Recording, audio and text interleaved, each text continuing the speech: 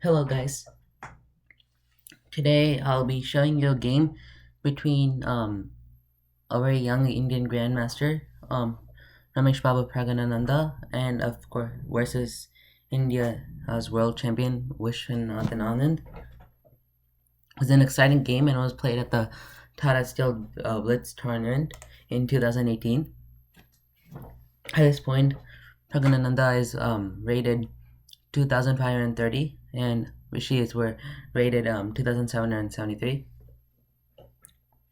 It happened in Kolkata in India, and let's check how the game went. We have e4 by Pragguananda and c5, the Sicilian, and a 3, the open.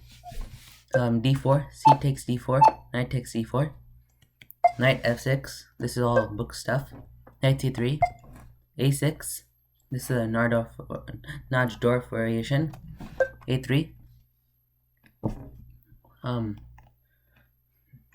knight b3 would have been an alternative move, and it is the main line, but a3 works just as fine. You have g6, and then in this position e5 would have been an alternative move that would have been slightly better for black, but it doesn't make any difference in the long term. You have bishop e2, bishop g7, fianchetting the bishop, bishop e3. Now we have castles by black. In this position, knight d7 would have been better. You don't have to speed up the castling at this point because knight b7 wouldn't have been better, but it would have been about the same result, and it would get your pieces out. There's really no reason you have to castle right now. Your king is very safe. Queen d2, and then a b5. This wasn't as good of a move as knight d7. Sorry about that. Knight d7. It would have just been better for your position, and you could prepare stuff like knight to b6, but b5 is what was played.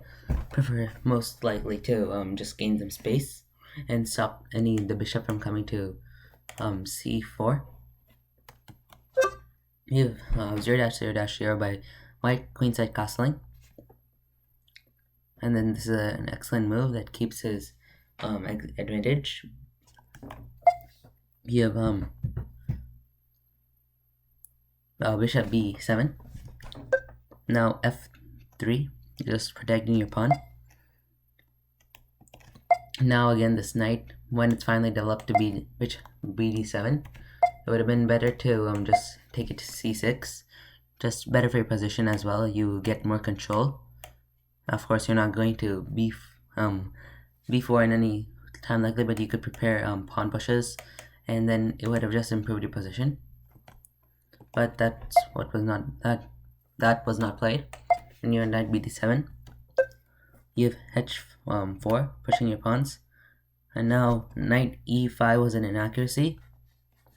While it does take control of the center, now rook c8 would have been a better move here, and it would just have an attack on the king. And if this knight were to ever move away, then you could prepare something like queen to c7, and then bring her down to c2 as well. But in the position,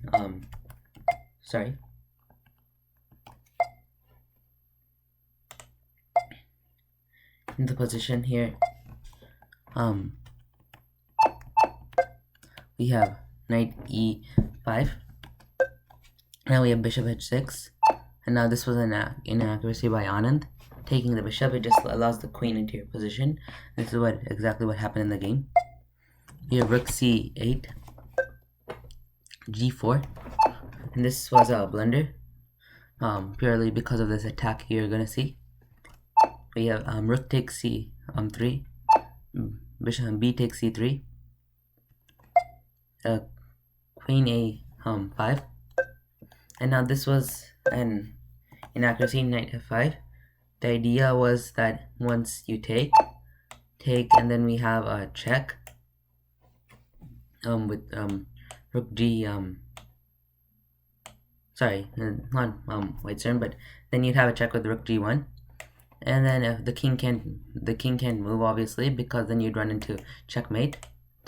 And once one of these knights block, then you simply grab the knight, and it was a good plan, but Pragguananda didn't calculate it carefully enough, because it does allows black into his position. So after G takes f5, you have Queen C takes C3, and now G1 as planned. In this position, it would have been better just to stop the check first with King B1, a quiet waiting move, because there's really nothing you can do to stop the rooks from coming over. Sorry. There's really nothing you can do to stop the rooks from coming over and checking the king. And patience would have been the best option, but in this position, he had rook G1, and this this lost the game for Pragguananda. We have knight G6, like I said, and it would have been this equalized the position though. It would have been better just to go knight G4, because if you take, then it loses you the game. We have Queen A1 check. You have Queen A1 check. King D2. Knight takes E4. Just checking the king again. King E3. The knight is protected by the bishop. We have Queen C3 check. Then King F4. Now you're just kicking the king back and back. Then Queen E5 check. And then King F3. And then we have Knight C3 check. It's a discovered check. Then King F2. And then Queen takes E2. We just win the bishop. We have King G3. And then we have Knight E4 check. King H3. And then we have Knight F2 check. Now this can also pick up the rook. We have King H2. We have Knight takes H1. You have this is also check, and you can't take the knight. You have King H3. Queen F3 check. And then King H2. And then we have Queen F2 check. Then King H3. We have Queen takes G1. And now we have Queen G5 check just as a waiting move, because there's really nothing else you can do. And now, of course, King H8.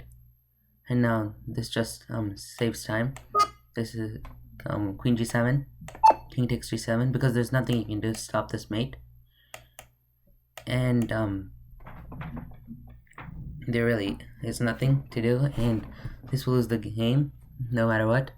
Now there's a mate in 2. We have F6 check, just to delay it as long as possible.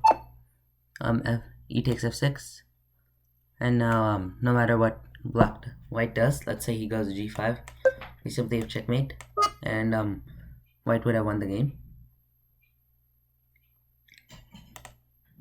So of course we have, this would have just been better for black, because you couldn't take the knight in this position. But Anand went knight G6, and then we have F takes G6. The same plan doesn't work really now, because this pawn on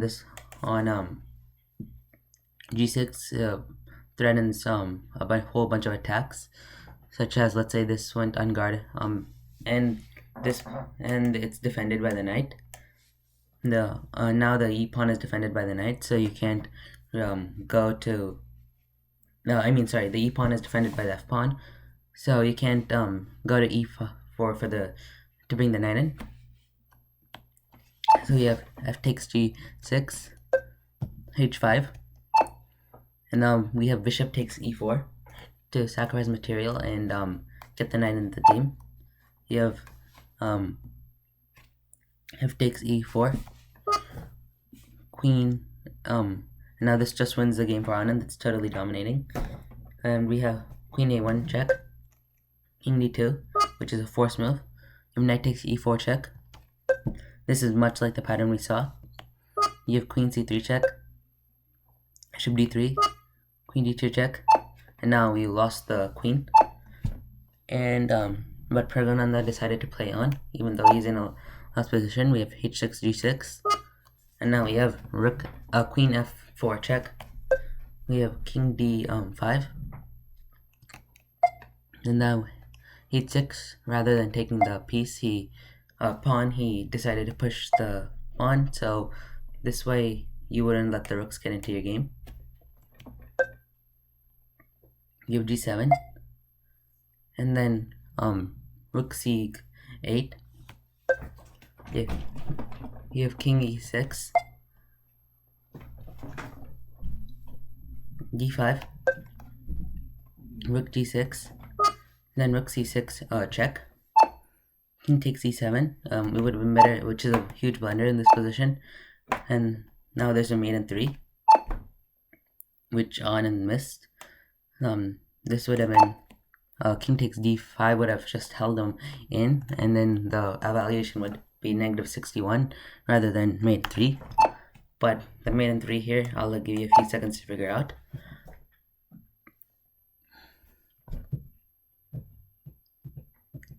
So the mate in 3 is pretty simple. We have congratulations, we found it. Queen s7 check, queen c7 check. Now we have, sorry, it's a mate in 4. King e8. Now queen b8 check, and then king d7,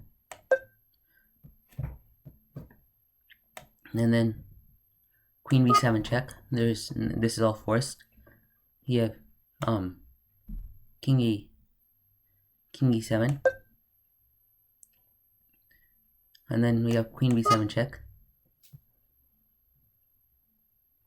Sorry about that. Sorry, queen b7 check, and then now there's nothing you can do but go back, and there's checkmate. Anand, however, missed this in the position, and he simply just took the rook. Now we have bishop takes g6. You have queen takes g7, bishop d3, queen e5 check, king d7, h5, rook g7, and the game continued just on dominating. Pragguananda just tried a few checks and tried stopping the pawn, but there was really nothing he could do. Anand pushed all of his pawns he had, and we have the a pawns and b pawns coming down. I have king d7, king g7, rook e6, queen d4, king e8, queen g4 attacking the rook, king d7, h4, bishop e2, and now we have queen d5 check, king d6, h3, rook e7, now king f8. Now we just he brings the rook back to e5 after queen f6 check, and then king takes d5. You have h2, and there's no way to stop this pawn from becoming a queen. So you lose the pawn. You lose. Now black gets another queen, and there's again nothing you can do to stop it. If you tried something like rook h5, then while the game would continue, there's still nothing much you can do. You will have queen f7 check, and after that we have the best. I'm just going by the best moves for white here, and then queen takes h5, we would sacrifice, and then after the words, the bishop would have to take, and you get a queen. And now it's just a queen versus bishop, and that's totally dominating, and there's nothing you can do. Alright, I hope you enjoyed that video. Please don't forget to subscribe to my channel here, and watch my previous videos there. Watch my previous videos over there, and also remember to leave your comments and ideas for future games in the comment section below. I will see you all next time. Thanks for watching.